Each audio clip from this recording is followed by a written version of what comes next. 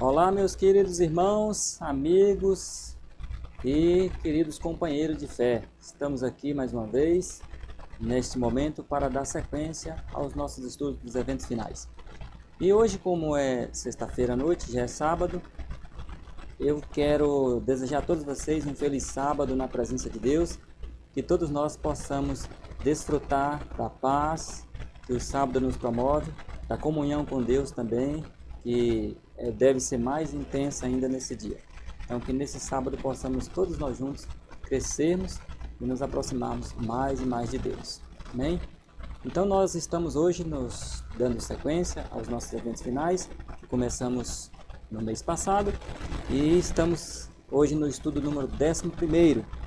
No estudo de hoje, antes de nós lermos o texto e fazermos a oração, eu quero apenas ler com vocês um detalhe para nos atualizarmos, né? Então hoje será o 11º estudo do nosso assunto eventos finais. Hoje vamos falar sobre o milênio. Então nós vamos ler um texto da palavra de Deus para podermos assim começarmos o nosso estudo de hoje. Se encontra em Apocalipse capítulos 20, versículo 2. Diz assim: E ele prendeu o dragão, a antiga serpente, que é o diabo e Satanás, e o amarrou por 1000 anos. Então aqui é o texto que nós iremos decorrer no nosso estudo de hoje, nessa sequência. Nesse momento, então, eu vou fazer uma oração aqui, e então a gente dá um jeito aqui de puxar o fio para poder ajoelhar. Ok? Vamos orar então. Deus, nosso Pai que estás nos céus, nesse momento, Senhor, queremos pedir a Tua bênção para o estudo dessa noite, que o Senhor ilumine nossa mente, nosso coração, e nos ajude a compreender melhor a Tua palavra, e assim também, Senhor, discernir todos os sinais que antecedem a Tua breve volta. Queremos pedir que o Senhor nos dê sabedoria dentro da Tua palavra, acima de tudo humildade diante do Senhor, para podermos aprender do Senhor e também para podermos assim, em conjunto com todo, nos prepare, Senhor, para a Tua breve volta, em nome de Jesus. Amém.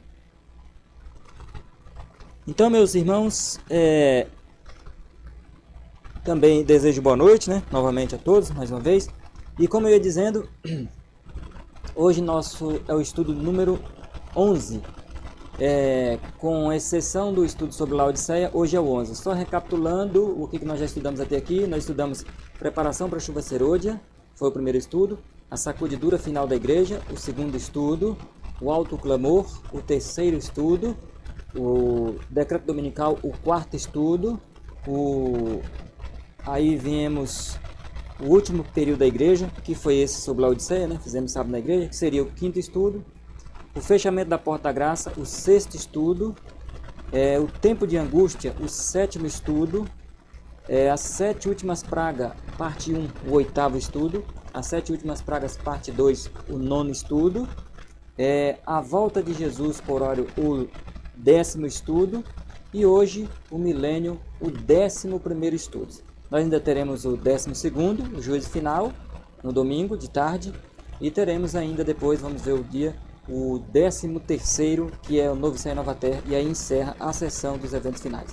Ok? Então, só passei a ordem aqui para relembrar a todos vocês. E aqueles que, porventura, não pegaram desde a ordem, desde o começo, se você está chegando hoje pela primeira vez, ou é a sua segunda, a sua terceira vez, nós queremos dizer a você que não se preocupe, está sendo preparado um playlist, onde estará disponível a todos, e assim vocês terão a disponibilidade, receberão também aí nos seus celulares, seus WhatsApp, a ordem certinha para vocês poderem acompanhar, depois recapitular, rever e passar também para novas pessoas. Muito bem, então como nós temos na tela aí o tema, o milênio. É interessante observarmos que determinados termos na Bíblia, eles estão inseridos ali, mas eles mesmos não existem. Como assim? Por exemplo, a palavra milênio. A palavra milênio ela não existe na Bíblia. De Gênesis a Apocalipse não existe a palavra milênio. Mas ela está inserida ali. Quando se diz um espaço de 1000 anos, estamos nos referindo a um milênio. Certo? Então, é só fazer você meditar, refletir e também entender que certos termos, mesmo não estando ali diretamente escritos, mas eles estão ali inseridos dentro do seu próprio contexto, como por exemplo a questão do milênio. Bom, então nós vamos começar com essa figura aqui, com uma pergunta. Nessa figura nós temos a pergunta: quando começa o milênio? A figura seguinte que o irmão Ed vai passar para nós, temos aí a pergunta: quando começa o milênio? Nessa pergunta que temos aí alguns anjos aí na tela, com algumas crianças sendo entregues nas mãos dos pais, nós vamos ver no texto de 1 Tessalonicenses, capítulo 4, versículo 16, que está na tela também. Capítulo 4, versículo 16 e 17. Então a nossa grande pergunta para iniciar nosso estudo é esse: quando começa o milênio? E nós vamos ver aqui na Bíblia Sagrada quando que começa então esse período de 1000 anos. Nós estudamos, no anterior sobre a volta de Jesus, então nós já podemos entender que o milênio começa por aqui, pela volta de Jesus. Então nós temos 1 Tessalonicenses 4, 16 e 17, que diz assim: pois o mesmo Senhor descerá do céu com um grande brado. Então a volta de Jesus, ok? A voz do arcanjo, que é ele mesmo, o próprio Jesus, ao som da trombeta de Deus, que é Cristo que toca essa trombeta, e os que morrerem em Cristo ressuscitarão primeiro. Então nós temos aí os anjos já descendo nas nuvens, ressuscitando ali, amando da voz de Jesus as pessoas. Os anjos entregam as crianças na mão dos pais. Versículo 17. Depois que Jesus desce e ressuscita, depois nós, os que ficarmos vivos, seremos arrebatados. Olha que interessante. Então aqui não tem nenhum arrebatamento secreto. Vocês percebem que não vai haver nenhum arrebatamento secreto? Esse arrebatamento é na volta de Jesus, quando o próprio Cristo estiver nas nuvens dos céus, ressuscita os fiéis que morreram e na sequência ele vai arrebatar, ou seja, levar para ele ao encontro nas nuvens dos céus, tanto os mortos ressuscitados quanto os vivos transformados. Paulo conclui dizendo assim: depois nós que ficarmos vivos seremos arrebatados juntamente com eles, os mortos ressuscitados, para as nuvens, para o encontro do Senhor nos ares, e assim estaremos para sempre com o Senhor. Então o que nós entendemos? O milênio começa com a volta de Jesus Cristo nas nuvens dos céus, transformando os que estão vivos em imortais, ressuscitando os que estão mortos, também já jovens e imortais, e agora tanto os vivos na volta de Jesus, os fiéis, quanto os mortos fiéis que foram ressuscitados, os dois grupos, agora imortais, começam então a se levantar, flutuar, para encontrar Jesus nas nuvens dos céus. Então nós encontramos algumas verdades. A primeira é que Jesus não pisa na terra em sua segunda vinda. A segunda verdade é que Jesus ressuscita todos os que foram fiéis nesta ressurreição, portanto os fiéis não terão outra época para ressuscitar. Jesus agora transforma os vivos, juntamente com os mortos ressuscitados, em imortais, e todo mundo começa agora a ser arrebatado, ou seja, a ser levado nas nuvens para encontrar Jesus nos ares. Então, nós entendemos quando começa o milênio com a segunda vinda de Jesus. A partir do momento que Jesus vem, ressuscita todo mundo e começa a levar o povo, a arrebatar o povo, então começa o milênio aí, ok? Então já é um ponto de partida. Se você, porventura, é a primeira vez que ouve esse estudo, então você tiver alguma dúvida, alguma pergunta sobre a questão do milênio, sobre onde ficarão os salvos, onde ficarão os ímpios, perdidos, onde ficarão Satanás e seus anjos, você pode também fazer essa pergunta aí que nós, na medida do possível, podemos responder. Então agora vamos para a próxima figura. Na próxima figura que nós temos na tela aí, é uma pergunta também: o que acontecerá com os ímpios vivos? Então vamos ver o que vai acontecer com os ímpios vivos neste momento em que Jesus estiver voltando. Com os fiéis que estavam mortos, nós já vimos que foram ressuscitados. Com os fiéis que estavam vivos, foram transformados. Agora a nossa pergunta é: e os infiéis, os ímpios que estiverem vivos quando Jesus voltar? O que vai acontecer com eles? Será que eles vão ter uma segunda chance? Vamos ver o que diz a Bíblia. Apocalipse capítulo 6, você pode conferir aí. Pela figura da tela você vê que não é coisa boa para eles, Apocalipse capítulo 6, versículo 14 ao 17, nos diz assim: O céu recolheu-se como um pergaminho. Isso aqui é Jesus voltando para o céu, abrindo aí a atmosfera.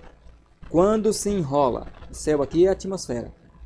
E todos os montes e ilhas foram removidos de seus lugares, em consequência do terremoto do capítulo 16, que procede na 7ª praga. Então, por isso que as ilhas, elas desaparecem, né? Também aqui os montes também. Agora, versículo 15. Os reis, olha isso, os ímpios vivos, os presidentes, né? Os grandes, os chefes militares, os ricos, os poderosos, e todo escravo e todo livre se esconderam nas cavernas e nos penhascos dos montes. Então essas pessoas não estão felizes com a volta de Jesus, correto? Livre, escravo, preso, solto, ímpio rico, ímpio pobre, ímpio intelectual, ímpio que não é intelectual. Todas as classes de pessoas que não são fiéis a Deus não estão felizes, pelo texto aqui, com a volta de Jesus. Estão desesperadas. Olha só o que eles vão dizer no versículo 16.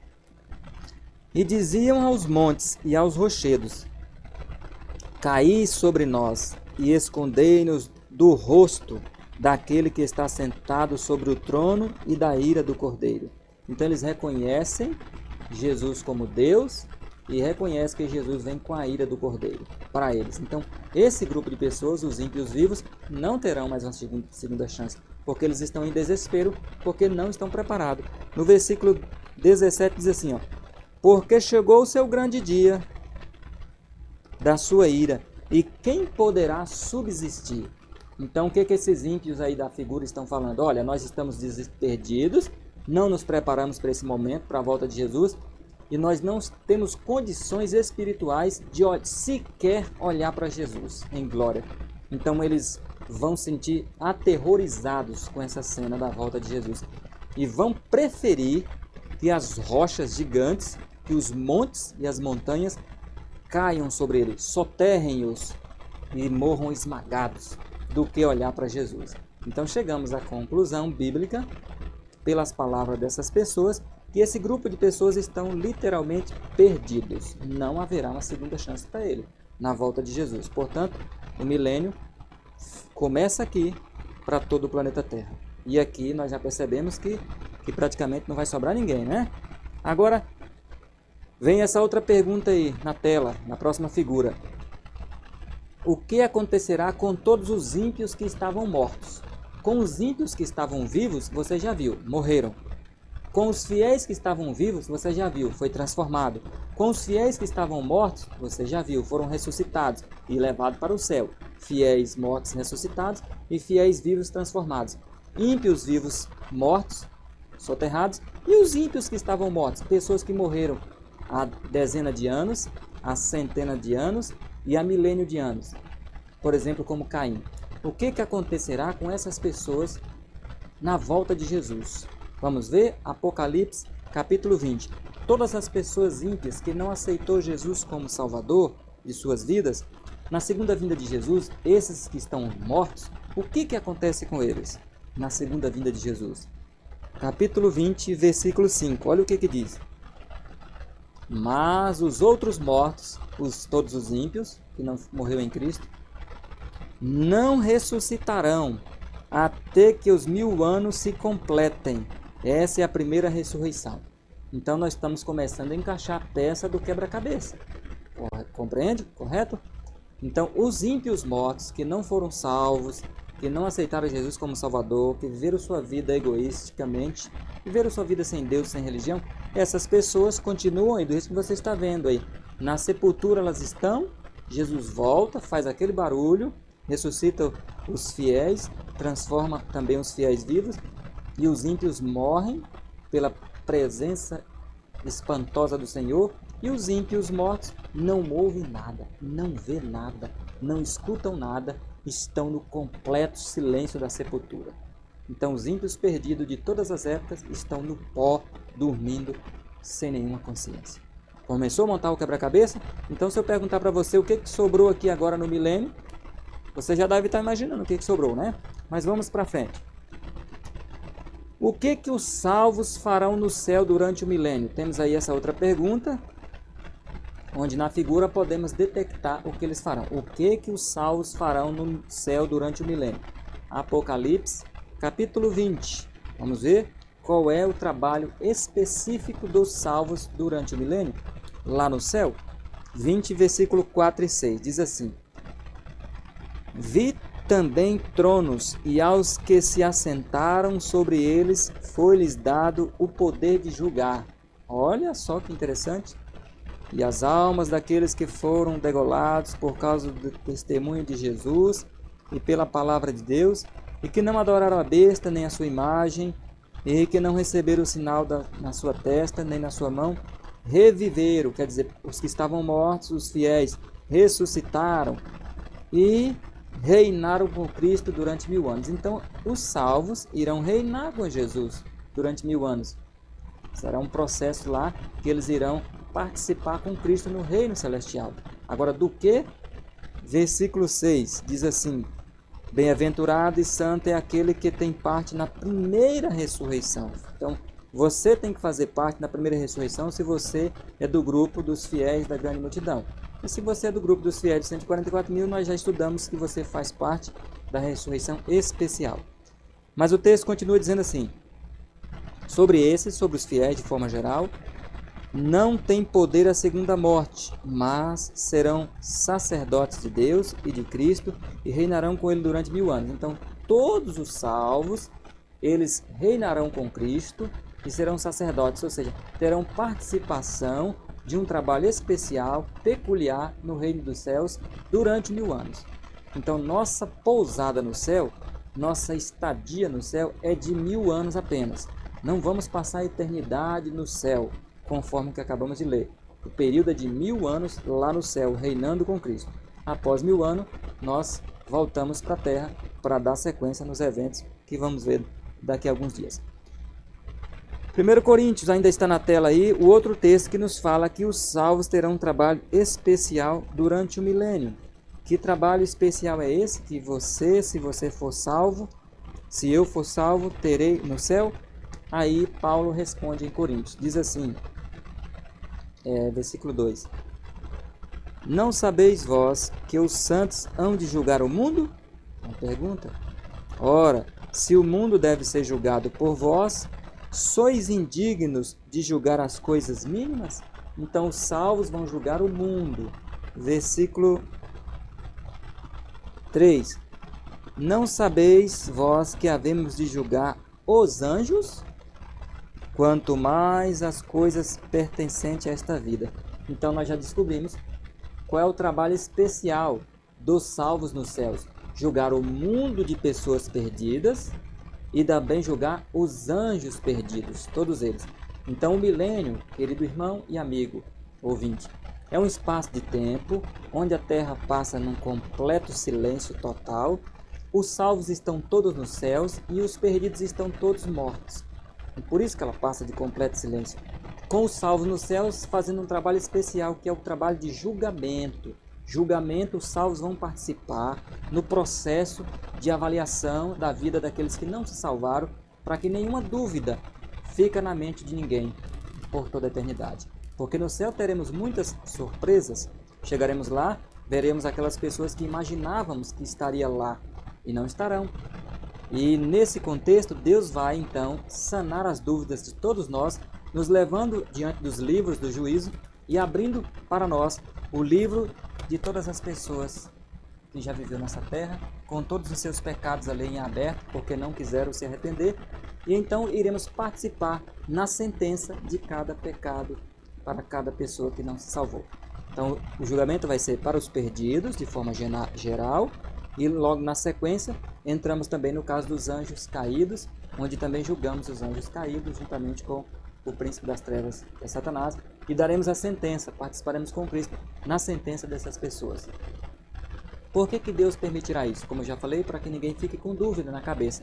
E segundo, porque todos nós certamente teremos uma aula de justiça no céu, proferida pelo próprio Cristo, que é a própria justiça. E então poderemos entender que cada ímpio perdido, que irá receber algumas horas ou alguns dias de sentença no fogo, iremos também participar, porque compreenderemos a questão da justiça de Deus mais plena, mais de perto. Por isso que poderemos participar na sentença. Então, antes de entrar no julgamento, certamente teremos uma aula e um procedimento do que é justiça, do que é dar para a pessoa o que a pessoa merece, do que é dar a César o que é de César e a Deus o que é de Deus. No caso aqui, os pecados, a punição para aqueles que merecem. Então temos aí, ó, os salvos participarão com Jesus do julgamento? Sim, estamos vendo que sim. Olha o que diz a História da Redenção, página 416. Diz a mensageira do Senhor. Vi então tronos, e Jesus e os santos remidos sentarem-se sobre eles. Então, um trono para cada salvo.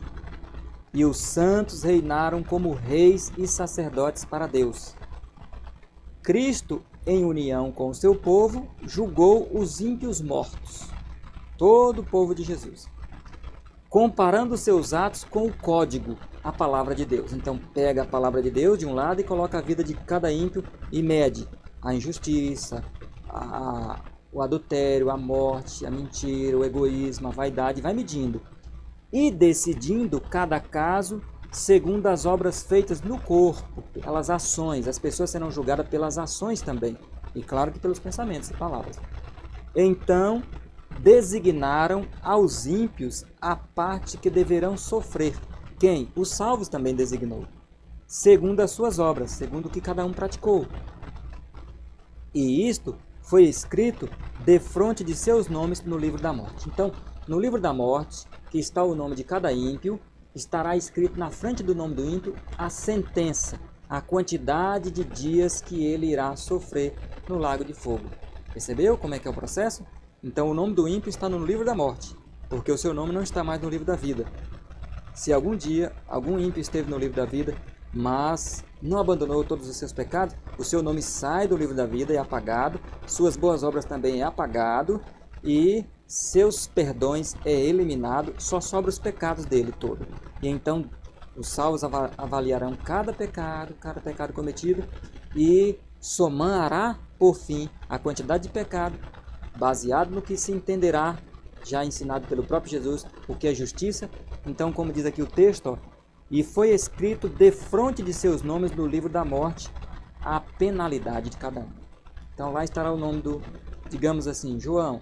E se o João não foi salvo, então na frente de João estará a penalidade, tantos dias de fogo, para poder queimar completamente seus pecados. Então ele deixará de existir depois que todos os pecados forem eliminados. Então cada um terá sua sentença, diferente do outro. Olha o que diz aqui o texto seguinte do História da Redenção, página 416. Satanás também foi julgado por Jesus e os santos. Percebeu que os santos vai também participar do julgamento dele? Juntamente com os seus anjos. Também os anjos deles terão a participação dos santos, dos fiéis. O castigo de Satanás deveria ser muito maior do que o daqueles a quem ele enganara. Então o maior castigo de todos vai ser o dele. Seu sofrimento excederia aos deles, no caso, ao dos perdidos, a ponto de não haver comparação. Então o sofrimento de Satanás não tem comparação com ninguém nesse planeta Terra, nem com nenhum anjo que caiu junto com ele. Depois que todos aqueles a quem ele, Satanás, enganara, houverem perecido, ele, no caso de Satanás, deverá ainda viver e sofrer muito mais tempo. Então você não tem como, nós não temos como imaginar a sentença de Satanás. Quantos dias ou meses ou anos ele ficará queimando no lago de fogo? É algo terrível, né? E ele, sabendo disso, por isso que ele faz de tudo, se esforça para poder levar uma pessoa a mais com ele, para que a sua sentença não aumente, porque cada salvo, os pecados desse salvo serão lançados nas costas dele, porque ele incentivou as pessoas a pecarem. Então ele tem participação no pecado de cada um. Então ele faz de tudo para que eu e para que você desanime por algum motivo ou outro, para que você esqueça da igreja, esqueça da palavra de Deus e venha assim não querer mais saber de salvação. Então ele faz isso para que você venha sofrer pela sua própria sentença. Mas, pela graça de Deus, nós podemos e pela graça de Deus nós conseguiremos ser salvos pelo poder de Jesus, para que assim ele que incentivou-nos a pecar receba a sua penalidade justa também. Bom, agora vemos a seguinte pergunta na tela.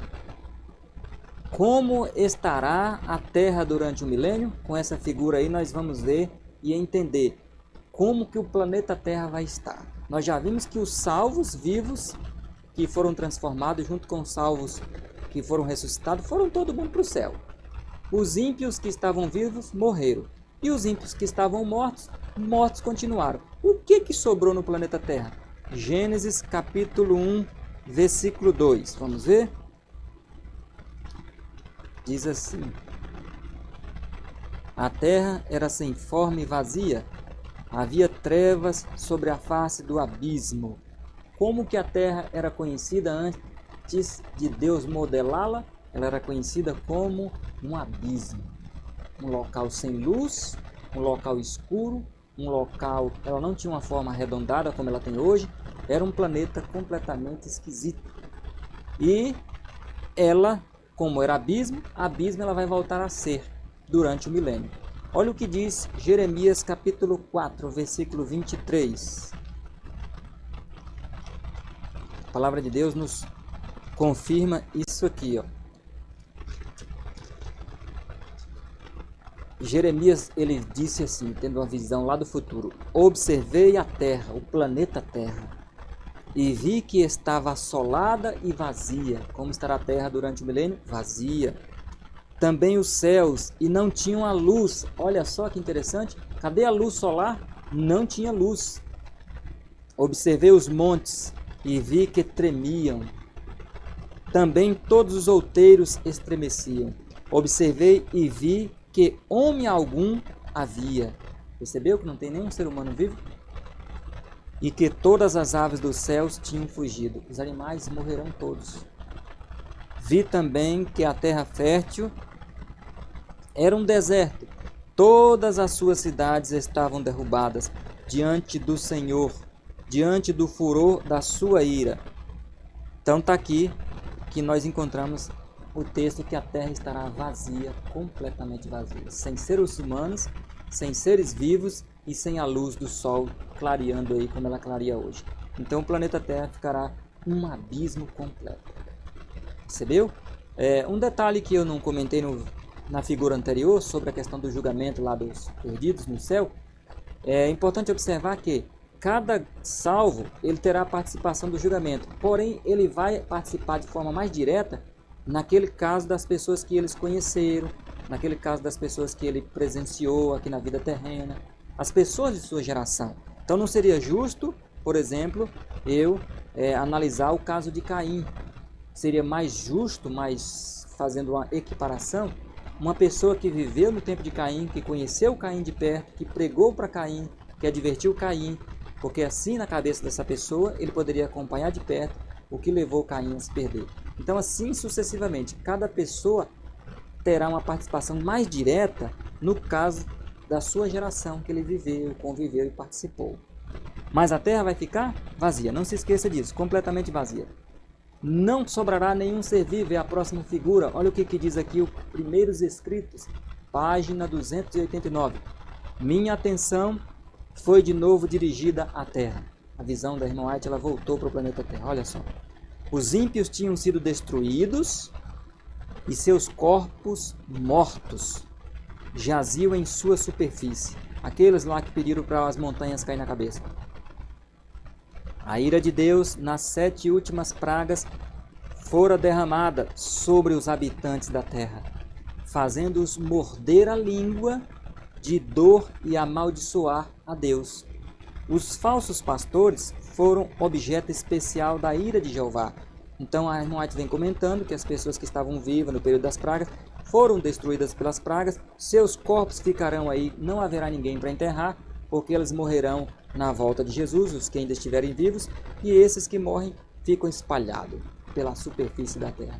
Olha o texto de Jeremias 25:33 que está na tela, vamos acompanhar? Outra visão profética que Jeremias teve deste tempo futuro. Diz assim: serão os mortos do Senhor naquele dia, desde uma extremidade da terra até a outra. Olha só, Jeremias está falando do futuro, do milênio.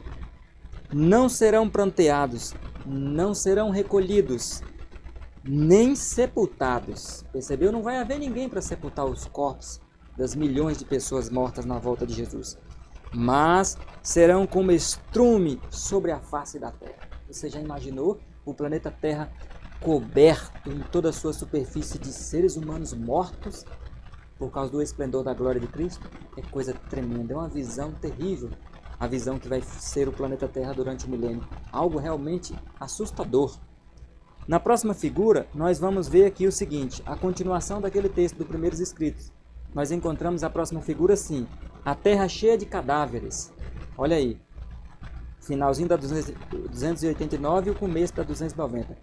Os olhos se lhes consumiram nas órbitas dos ímpios perante a volta de Jesus. Os olhos faltam saltar por causa da glória de Cristo. Olha que tremendo. E a língua na sua boca enquanto estavam em pé. Depois que os santos tiveram livramento pela voz de Deus, a multidão dos ímpios volveu sua ira, aqui ainda, tudo nas vésperas da volta de Cristo, volveu sua ira de uns para com os outros. Olha o morticínio que eles vão fazer uns com os outros agora. Olha essa parte final do texto. A terra parecia ser inundada com sangue. Que coisa mais absurda, hein? O planeta Terra vai estar quase inundado de sangue dos ímpios. E havia cadáveres de uma extremidade da terra à outra. Do Brasil até a China. Corpos e mais corpos e milhões de corpos mortos e espalhados sobre a face da terra na volta de Jesus. Uns matando os outros, os ímpios. Porque com tudo ao mesmo tempo, contemplando a Cristo em glória, começa a se matar e o resplendor da glória de Cristo vindo nas nuvens do céu não suportam, pede para os rochedos caírem na cabeça e assim eles passam por esse clamor. Sofonias, ainda está na tela dois textos bíblicos que eu quero ler com você. O primeiro é o de Sofonias, capítulo 1, versículo 2. Neste texto aqui de Sofonias, encontramos a seguinte descrição deste profeta para esse período que viveremos logo em breve. Diz assim, Deus falando, consumirei por completo tudo sobre a face da terra, diz o Senhor, tá vendo? Consumirei os homens e os animais, não vai sobrar nem homem nem animal. Consumirei as aves dos céus, não vai sobrar aves dos céus. E os peixes do mar, não vai sobrar nenhum peixe do mar. Os ímpios serão apenas montões de ruínas. Olha só, uma montanha de ímpio morto espalhado na terra. Quando eu, diz o Senhor, exterminar os homens de sobre a face da terra, diz o Senhor. Então Sofonias teve uma visão do milênio, uma visão também aterrorizante, né? Podemos dizer assim. Os ímpios mortos espalhados sem ninguém poder enterrar. Aí Isaías 24, voltemos no texto de Isaías, nesse profeta também, que mais uma vez descreve este acontecimento tão tremendo. Isaías capítulo 24, versículo 21 diz assim, e o 3 também. Vejam, o Senhor esvazia a terra. Como que ela vai ficar no milênio? Vazia. E a desola, vai ficar solitária. E a transtorna a sua superfície, porque as pragas vai transtornar tudo. E dispersa os seus moradores, porque morrerão. Percebeu como Isaías também teve uma visão do milênio? Então encontramos aqui alguns profetas, Isaías, Jeremias, encontramos aqui também Zacarias, encontramos Sofonias, pelo menos 4 profetas, além de João, 5, que viram e que tiveram visões sobre o milênio. Isso mostra que o milênio é uma realidade, como a Bíblia descreve. Não um milênio de paz, como muitas pessoas equivocadamente descrevem, que o mundo vai ter um milênio de paz. Não existe isso na Bíblia. A Bíblia apresenta um milênio da terra destroçada, arrasada, acabada, sem luz, sem vida nenhuma, nem animal, nem ser humano, vazia por completo, escura e solitária. No versículo 3 diz assim, de todo o Senhor esvaziará a terra, novamente confirmando, tá vendo? E de todo ela será saqueada. O Senhor pronunciou esta palavra. É uma palavra de Deus e ela vai acontecer, porque Deus falou, está falado. Olha a situação da terra durante o milênio. Acompanhemos aqui a descrição deste texto. Primeiros escrito, página 290. A terra tinha a aparência de um deserto solitário. Imagine você ver essa figura aí que está na telinha aí. Cidades e vilas derrubadas, pelo terremoto, aquele lá nas vésperas que Cristo vem, que ressuscita o povo dos 144 mil. Vai ligando todas as peças, você que tem acompanhado essa série de estudos. Jaziam em montões as cidades, jaziam uma montanha, todas as cidades acabadas, arruinadas. Montanhas tinham sido removidas de seus lugares, deixando grandes cavernas. Olha o que a terra vai ter? Grandes cavernas. Enormes pedras lançadas pelo mar ou arrancadas da própria terra estavam espalhadas por toda a superfície do planeta. Grandes árvores aí centenares e milenares, tinham sido desarraigadas, tiradas pela raiz e se espalhavam pela terra. Então, o que você puder imaginar de um local destruído, arrasado, que parece que passou uma centena de furacões, é o planeta Terra. Arruinado, destroçado, irreconhecível. É um verdadeiro apocalipse. O planeta Terra vai ficar irreconhecível, completamente irreconhecível. Na figura seguinte, nós encontramos então a pergunta que talvez alguns de nós que ainda estamos estudando a Bíblia, que estamos pouco a pouco aprendendo, talvez se você é novato no estudo da Bíblia, você vai se fazer essa pergunta. Então, onde estará Satanás durante o milênio? Onde ele foi parar? Se não ficou nada na terra? Apocalipse, capítulo 20, versículo 1 ao 3. Assim descreve a palavra de Deus, onde estará esse ser nefasto, esse ser sombrio, que causou tanto problema para o mundo. Apocalipse, capítulo 20, versículo 1 a 3 diz assim: Então vi descer do céu um anjo que tinha a chave do abismo. Qual é o abismo aqui então? Você que está acompanhando desde o começo? O próprio planeta Terra, conforme Gênesis capítulo 1, versículo 2, que a terra era sem forma e vazia e havia trevas sobre a face do abismo. Então, um anjo é designado para encerrar Lúcifer aqui dentro desse planeta Terra arrasado. Diz assim, e uma grande cadeia na mão. Continua o versículo 2. Ele, o anjo comissionado por Deus, prendeu o dragão, a antiga serpente, que é o diabo e Satanás, e o amarrou por 1000 anos.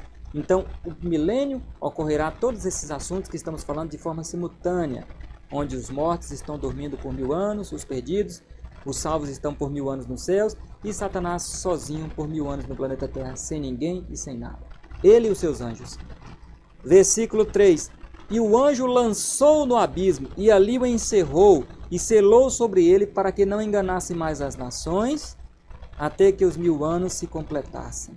Depois disso, depois de 1000 anos, então ele vai ficar 1000 anos aqui preso, é necessário que ele seja solto por um pouco de tempo. Compreenderam? Então, onde Satanás estará com seus anjos? Ele estará no planeta Terra, meu querido amigo. E preso, sozinho, isolado de tudo e de todos, ele e os seus anjos, seu batalhão de anjos, na escuridão do planeta Terra, vazio aí. Como disse alguém uma vez, né? Ele vai estar aí batendo cabeça entre ele e seus companheiros do mal. Bom, vamos então à próxima figura. A terra devastada, arruinada, acabada. Diz assim o primeiro escrito na página 290, falando da morada de Satanás. Aqui, planeta Terra, deve ser a morada de Satanás com seus anjos maus. Então, ele e os seus anjos maus vão ficar aqui durante 1000 anos, enquanto os salvos estão durante 1000 anos no céu. Aqui estará ele circunscrito, ou seja, só vai poder rodar dentro do próprio planeta, para errar, ou seja, vagar, para cá e acolá. Então é desse jeito, ele vai estar errando para aqui, errando para lá, errante ali, errante acolá, sobre a revolvida superfície da terra, e para ver os efeitos de sua rebelião contra a lei de Deus. Então ele irá contemplar tudo o que ele causou. Continua o texto. Durante 1000 anos ele poderá consumir o fruto de sua maldição que ele determinou. Restrito apenas à terra, então já entendemos que ele não vai poder sair do planeta Terra. Satanás não terá o privilégio de percorrer outros planetas, percebeu? Para tentar e molestar os que não caíram. Então aqui nós já entendemos que Satanás vai ficar os 1000 anos completos no planeta Terra. Irmãos, a verdade é que Satanás, desde quando ele foi lançado no planeta Terra, ele continua aqui nesse planeta. Ele não está no inferno, infernizando a vida de ninguém. Ele está infernizando a vida nossa aqui que moramos no planeta Terra. Porém, quando o milênio chegar, Jesus Cristo voltar e levar os seus, ele ficará preso, sozinho, sem nada para fazer, numa terra devastada. Essa imagem, contempla essa imagem e você vê. E imagine aí, Satanás desolado na terra, sozinho com seus anjos, sem nenhum ser humano para tentar, nenhum ímpio perdido mais, todos mortos, nenhum justo salvo, todos nos céus. Não pode sair do planeta Terra para perturbar a vida de seres de outros mundos. Ele estará preso, circunscrito a este planeta, desolado, sozinho. Ele estará no divã da terapia para ele refletir, meditar na toda a ruína que ele causou. Este reino de mundo caído, destruído durante o milênio, é o reino que ele queria estabelecer no céu. Um reino de caos, de destruição, de violência, de maldade, de miséria. Por isso que Jesus expulsou ele de lá. Porque se ele tivesse ficado lá, era essa ruína que ele trouxe para o planeta, ele teria implantado dentro do céu. E Jesus já é onisciente, conhece o futuro, por isso que expulsou ele de lá na hora certa. E ele então vai entrar numa depressão profunda e amarga para colher o fruto dos resultados da sua própria alma. Tempos de reflexão para ele, olha aí, ó. Primeiros Escritos, página 290. Durante esse tempo, Satanás sofre extremamente. Imagine você, um sujeito que passou a vida toda trabalhando, não tem mais nada para fazer agora. Desde a queda, suas más características têm estado em constante exercício.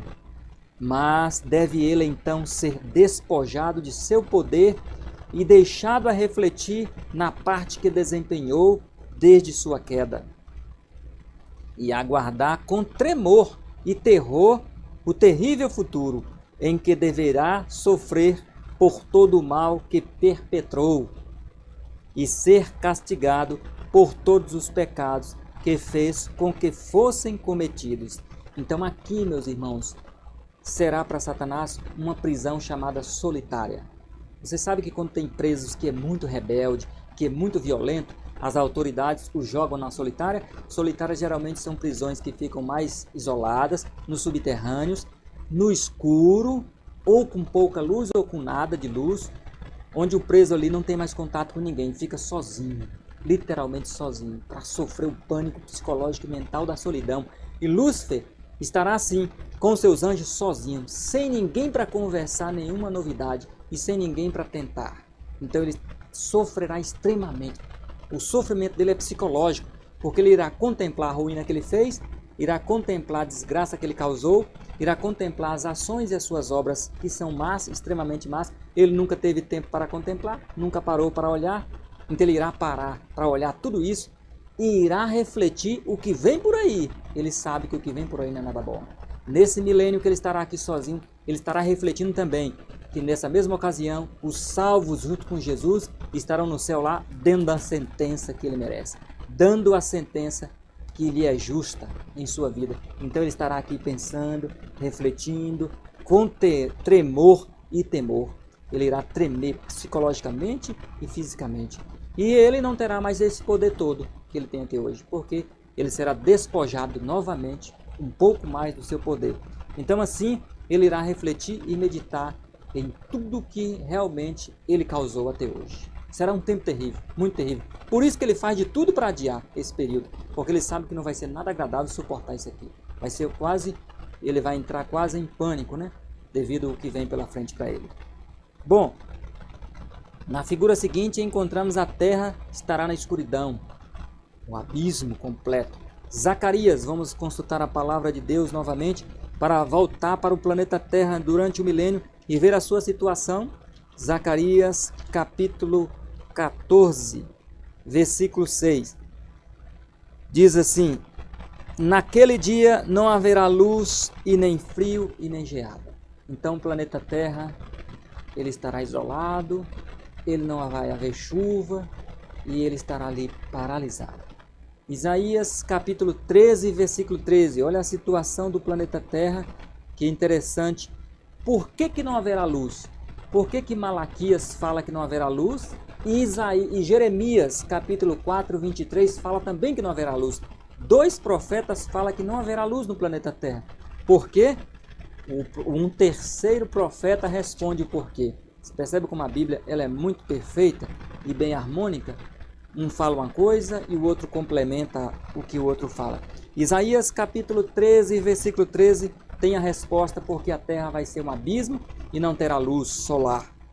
13:13 diz assim: pelo que farei, disse Deus, estremecer os céus, e a terra se moverá do seu lugar. Por que não vai ter luz na terra? Porque a terra vai se mover do sistema solar. Ela vai sair do seu lugar, da sua órbita. Por causa do furor do exército do Senhor e por causa do dia da ira ardente da sua ira. Então, tanto a poeira cósmica dos prédios que foram derrubados, dos destroços que correrá sobre o planeta, que ficará sobre o planeta, como a própria Terra se move do seu lugar, se afastando um pouco do Sol, mais um pouco, e assim a luz solar não chegará como hoje chega no planeta Terra. Então, praticamente ela vai ficar em completa escuridão por isso, porque ela se afasta um pouco, se remove e fica ali parada, estática, aguardando o fim do milênio, e assim, novamente, ela vai ficar na escuridão, conforme Isaías 13:13. E conforme Zacarias e conforme Jeremias, a luz não chegará nela, como diz a palavra do Senhor. Primeiros Escritos, página 41, diz assim, olha que interessante esse texto aqui, comentando um pouco o processo de Isaías 13:13. Primeiros Escritos 41. Vi que as potestades da terra estão sendo abaladas agora. Os poderes humanos estão sendo abalados, as nações. E que os acontecimentos ocorrem em ordem. Guerras e rumores de guerras. Espada, fome e pestilência devem primeiramente abalar as potestades da terra. Olha só, primeiro abalar as potestades da terra. E então a voz de Deus, olha a voz de Deus lá na sétima praga, se lembra? Abalará o sol, até o sol sofrerá um abalo, a lua e as estrelas e também o que? A terra. Então a voz de Deus, junto com o terremoto, junto com tudo, abala todos os astros. E conforme Jeremias, a luz do sol não chega mais no planeta Terra. Conforme Isaías, ela se move do seu lugar, se retira um pouco do eixo de onde ela está hoje e fica a uma distância maior do sol, não recebendo assim a luz solar. E fica na completa escuridão, no abismo imenso. Então, assim ficará o nosso planeta durante o milênio. Então, querido amigo, querido ouvinte, querido irmão, recapitulando tudo, você entendeu? Jesus volta nas nuvens dos céus, transforma os que estão vivos dos 144 mil, todos eles, transforma em corpo imortal, ressuscita mata os infiéis vivos, ressuscita os fiéis de todas as épocas da grande multidão, imortais. Todos agora são arrebatados na presença dos anjos, de todo mundo é visto. Arrebatado significa levado. Todos são levados ao encontro de Jesus nas nuvens dos céus, porque Jesus não pisa aqui na sua segunda vinda. Ao encontrar com Jesus nos céus, todos são levados para a eternidade, para o terceiro céu, conforme diz Paulo em sua carta. E lá fica-se 1000 anos os salvos no processo do julgamento, julgando todos os perdidos de sua época, cada um de sua geração. Na terra fica um abismo completo, escuridão, Satanás e seus anjos presos sem nada para fazer, por 1000 anos sozinho, com a terra destroçada, isolada, suja, imunda, fétida, destruída, acabada, arrasada, solitária. Só com Satanás e seus anjos na escuridão e com cadáveres para todo lado.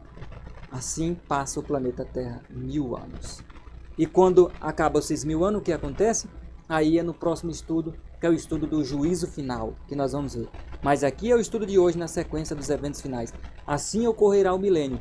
Quando acabar os 1000 anos, no céu, acaba também os 1000 anos na terra, aí Jesus volta novamente com a cidade santa e todos os salvos, para agora executar a sentença que foi elaborada durante os 1000 anos sobre a cabeça dos ímpios e de Satanás e seus anjos. Volta então para finalizar a história desse planeta. Mas isso é uma outra história, é um outro estudo que você está convidado a assistir no domingo agora, depois de amanhã, porque amanhã à tarde não teremos estudo, no domingo, às 4 horas, se Deus nos permitir, com a continuação desse assunto, o juízo final. Aí sim saberemos o que vai acontecer com Satanás e com seus anjos. Ok? Acabamos aqui o nosso estudo de hoje. Um estudo breve, conciso, mas bem resumido, né? Esse estudo, bem simples também, mas que deu para a gente compreender um pouco o assunto de hoje. Então, eu creio que talvez ficou claro, mas se os irmãos tiverem alguma pergunta, a gente poderá responder.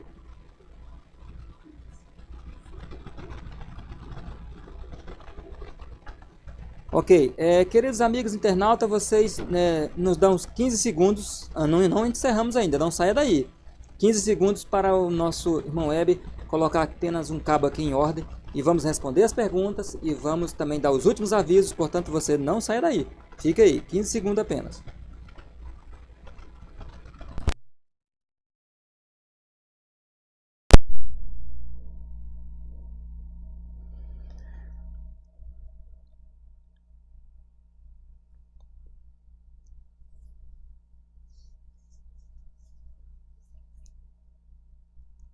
Ok, então estamos de volta. Vamos lá, gente. Vamos a algumas perguntas aqui. Vamos ver o que a gente pode responder. Erivan e Rosângela Lima Guimarães. Boa noite. Pastor Wagner, qual a regra para a criança de um casal se salvar, caso só se salve um dos dois membros do casal? Agradeço muito se me responde sobre essa questão. Irmã, isso aqui a gente vai responder assim de maneira mais escriturística no seminário dos 144 mil. Mas lá diz o seguinte, eu vou falar por alto e a irmã não perca o seminário que a irmã vai ver melhor. Lá diz o seguinte, que a fé dos pais cobre uma criança que ainda não tem ali a sua vontade própria sobre sua própria vida, não tem discernimento pleno das coisas. Então a gente não apresenta uma idade específica. Há apenas uma noção de que Jesus foi apresentado no templo com 12 anos, como um jovem da lei. Havia em Israel essa cultura de que quando um jovem completava 12 anos, era considerada a idade da razão lá em Israel. E por isso que no passado as igrejas protestantes não batizavam pessoas com menos de 12 anos, porque é a idade da razão. E também a nossa igreja não batiza ninguém com menos de 12 anos, porque é a idade da razão. Então, talvez de 10 anos para baixo, 11 anos para baixo, irmã, uma criança é responsável a fé dela, talvez a fé do pai, como nós vamos ver no seminário, e não está escrito assim, se um pai se salva e a mãe se perde, se o filho vai se salvar ou não. Lá só fala no texto assim, que a fé dos pais cobre o filho e o selo dos pais estará sobre o filho. Então, irmã, aí é Deus que vai estabelecer. Agora, eu penso comigo mesmo, aqui agora é a minha opinião, que Deus é misericordioso, e eu creio que Ele é misericordioso sim, que se os pais, um não é da igreja, ou um não tem Jesus como Salvador, e o outro tem Jesus como Salvador, e procura fazer o máximo possível por essa criança, falando de Jesus para ela, levando a criança para a igreja, colocando essa criança nos caminhos de Deus, e essa criança morre nessa fase, que ainda não é a idade da razão.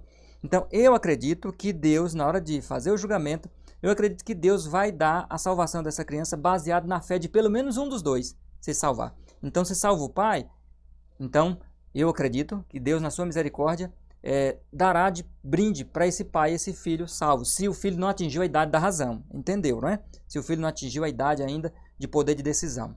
Então, eu creio assim, irmã, porque o texto lá ele é muito assim, fechado. Ele não fala assim, um se salva e outro se perde, não. Ele só fala assim, a fé dos pais cobre o filho, e o filho salvará pela fé do pai.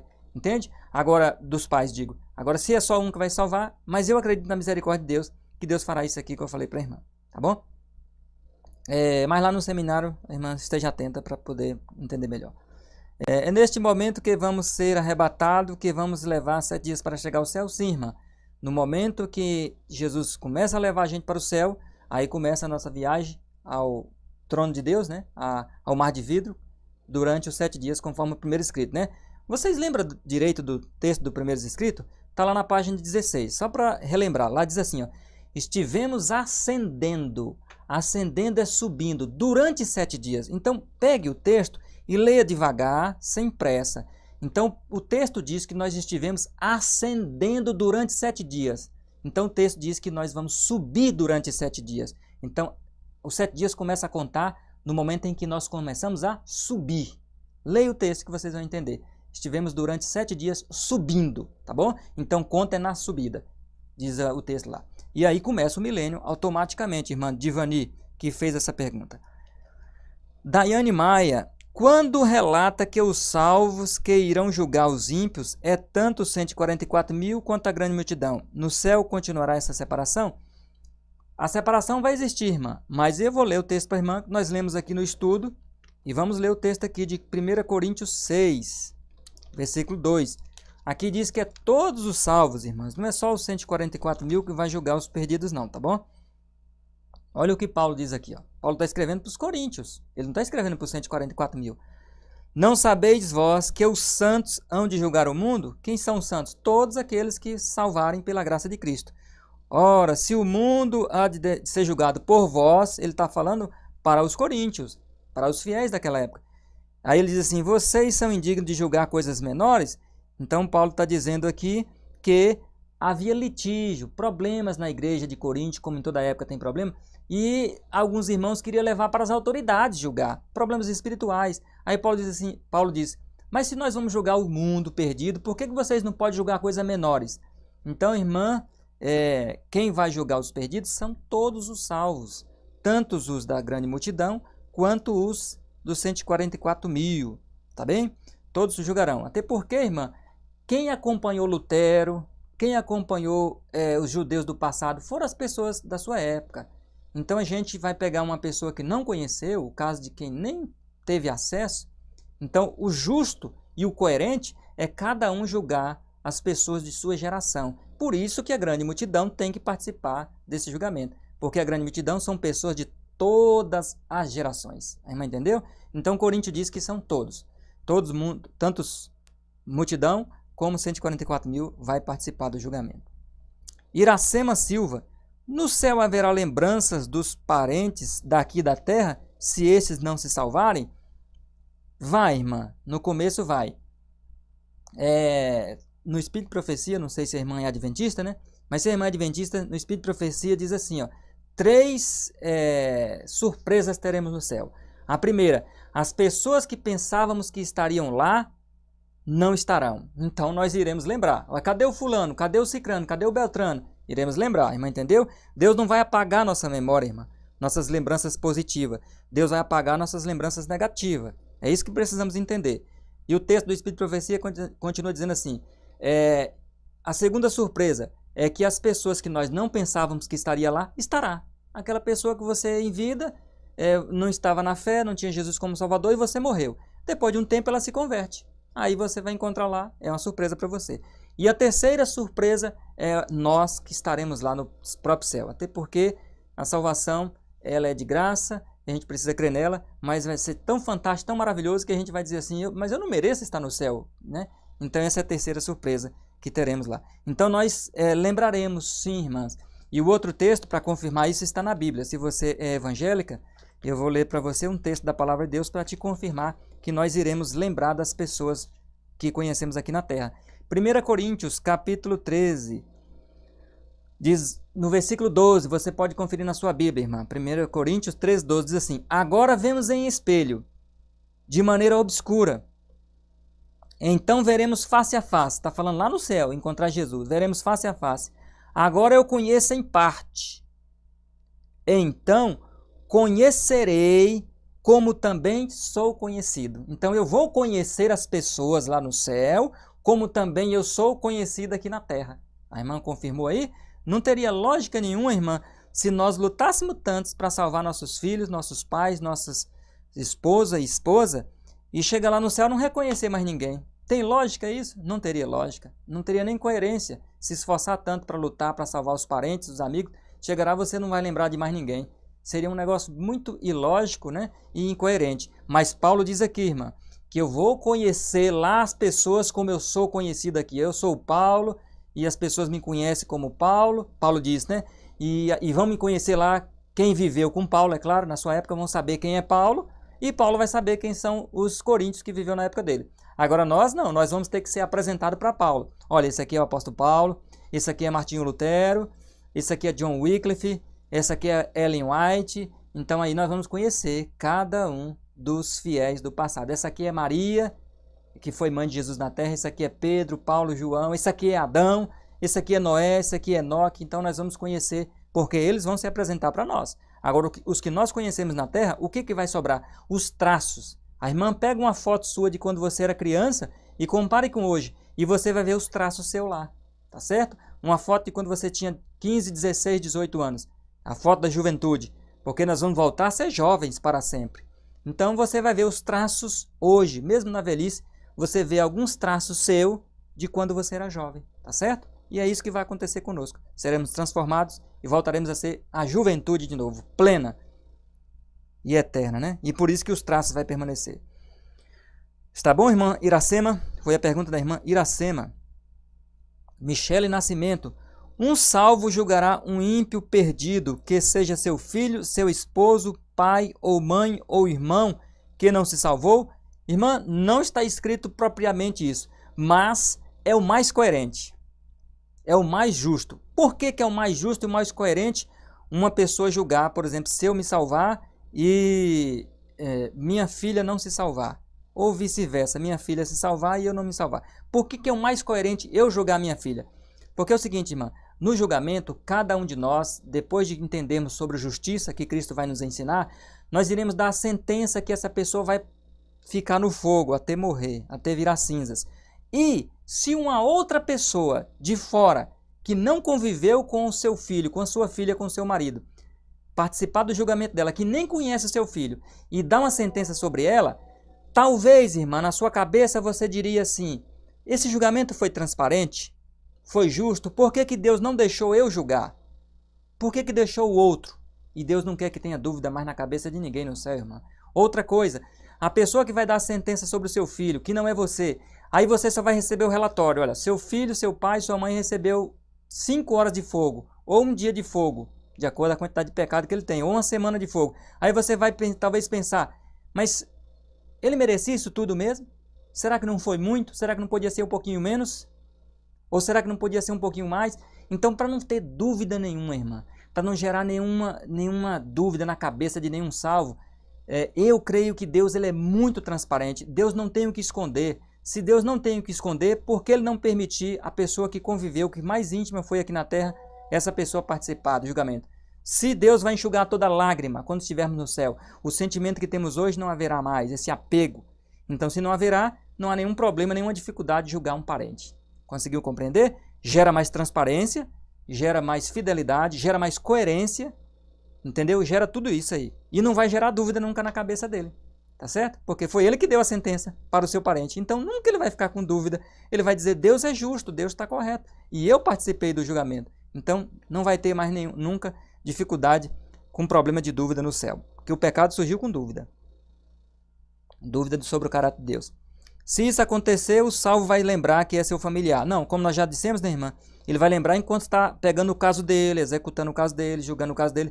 Mas o sentimento, Deus vai tirar o sentimento.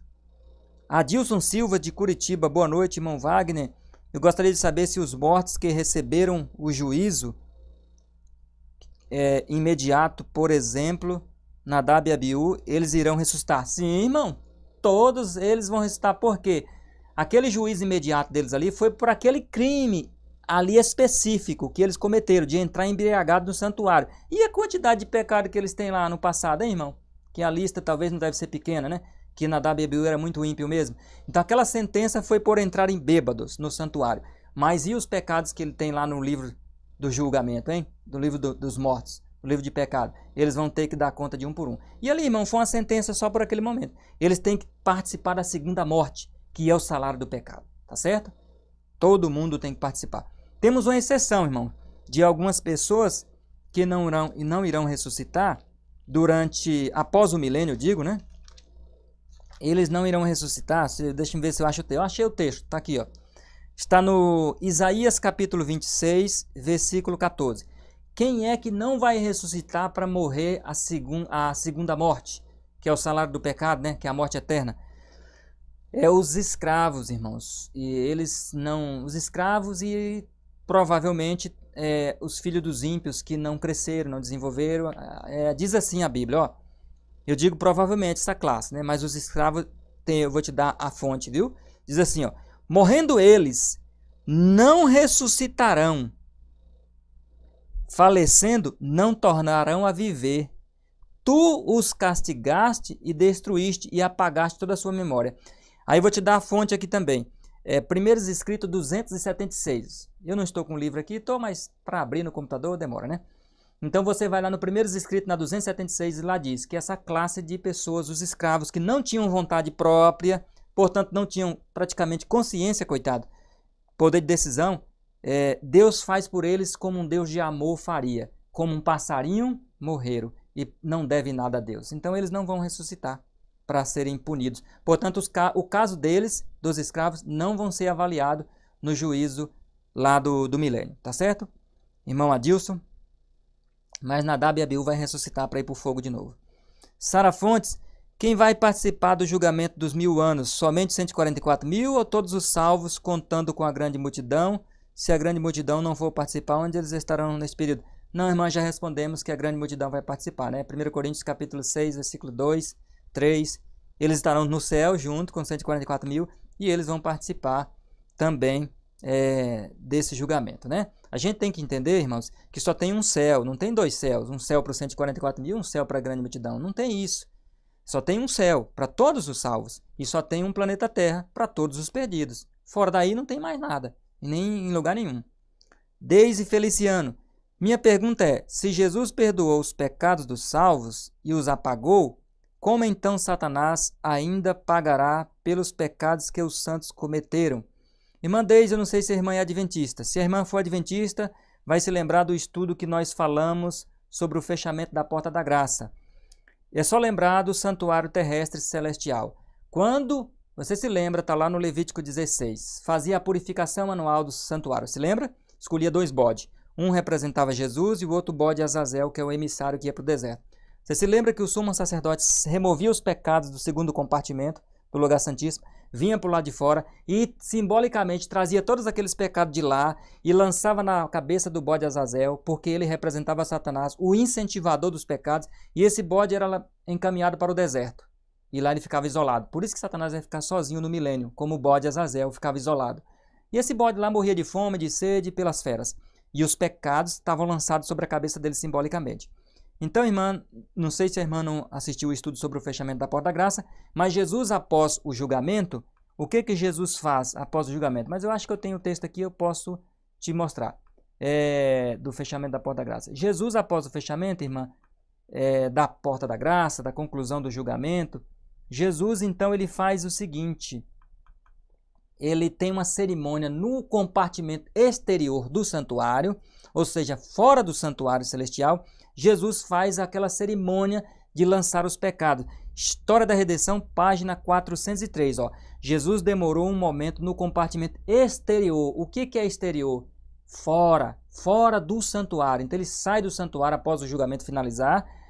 E o que ele faz? E os pecados que tinham sido confessados enquanto Jesus esteve lá no lugar santíssimo, ó, olha a expressão do texto. Enquanto Jesus esteve, significa que nesse momento que ele está lançando os pecados na cabeça de Satanás, ele não está mais. O português aqui é claro e a gramática também. Foram colocados sobre Satanás. Porque ele é o quê? O incentivador, o originador do pecado. Então, irmã, percebeu? Porque cada pecado que eu cometo, que você comete, é incentivado por um anjo mau, um anjo caído. Então, se é incentivado por ele, um pecado é uma parceria entre você e Satanás. Entre eu digo você e o ser humano. Entre o ser humano e Satanás. Satanás sugere e o ser humano vai e comete o pecado. Satanás joga a isca, o ser humano morde. Então, como ele incentivou no seu pecado, diante do juízo eterno, quem incentiva é tão culpado quanto quem comete. E eu também. Se eu incentivo alguém a cometer um pecado, eu também sou culpado pelo pecado dele. Se você incentiva alguém a cometer um pecado, você também é culpado pelo pecado dele. Então é por isso que vai ser lançada, irmã, sobre a cabeça dele. Entendeu, irmã Deise? Ok? Por isso que ele não quer que ninguém se salve, irmã Deise. Por esse motivo. Além do céu ser maravilhoso, feliz, ele sabe que lá é um lugar maravilhoso, feliz e alegre. E ele sabe que cada salvo pecados a mais para ele que ele incentivou.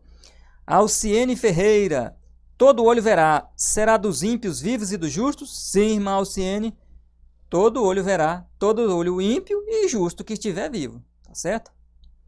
Ivani Ribeiro, minha pergunta, Lúcifer ficará sozinho, só ele ou com seus anjos maus? Com os anjos maus, irmã, nós lemos aqui o texto, né?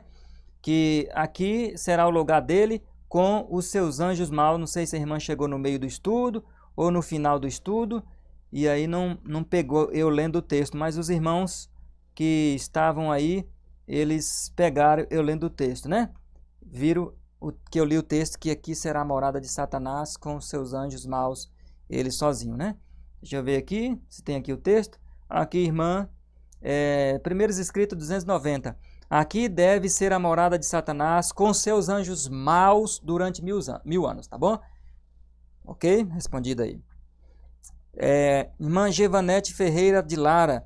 Os ímpios que estão mortos por ocasião da volta de Cristo ressuscitarão para vê-lo e depois morrerão? Gostaria de entender. Sim, irmã. Vai.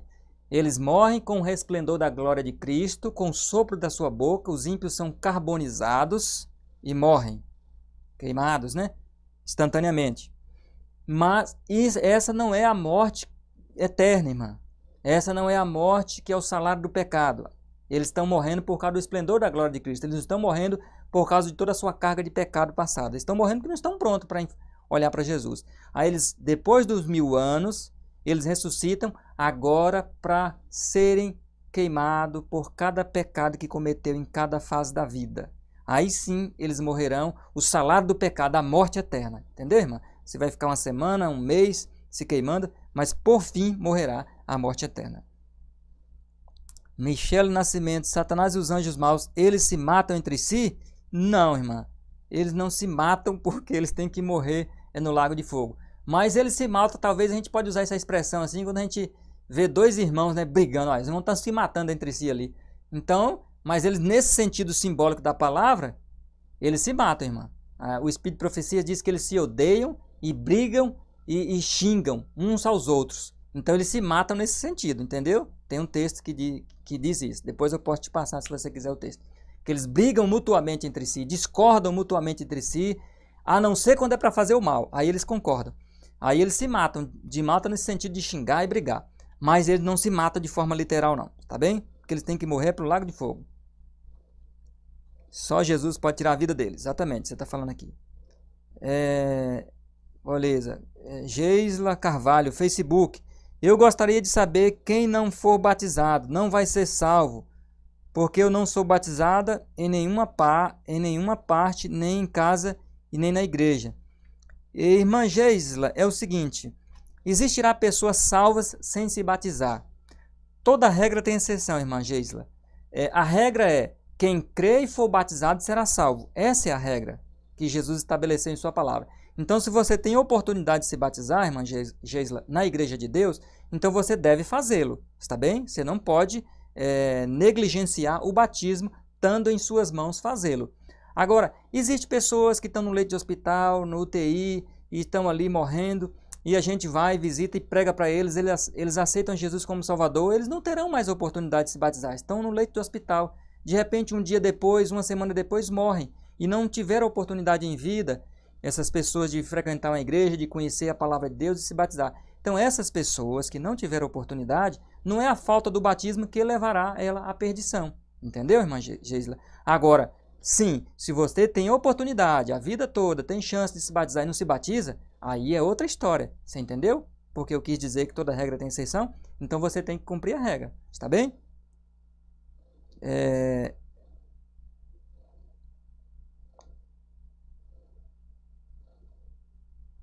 Gevanete Ferreira de Lara, ouvi uma explicação que os salvos subirão num dia de quarta-feira, que é para poder aguardar o sábado no meio da viagem, porque todos terão que guardar o sábado antes de entrar no céu. Isso é fato.